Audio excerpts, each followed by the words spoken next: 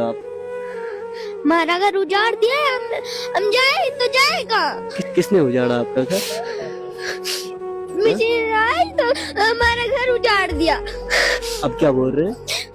Machine आई ना हमारे घर पे, बोल रहे थे हम थोड़ा जैसा उजाड़ेंगे और नहीं उजाड़ेंगे, फिर जब उजाड़े तो फिर बाद में आए और फिर सारा मकान उजाड़ दिया।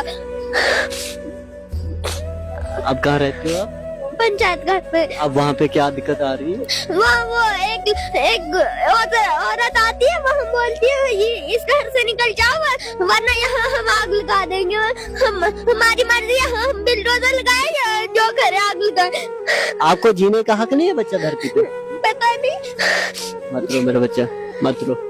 ये आप कैमरा ज़ूम करके देख सकते हैं, सबकी आंखें नम है। आप चाचा पंचायत घर खाली नहीं करना। जिस टाइम आपको कहीं किसी जगह पे बिठाएंगे ना,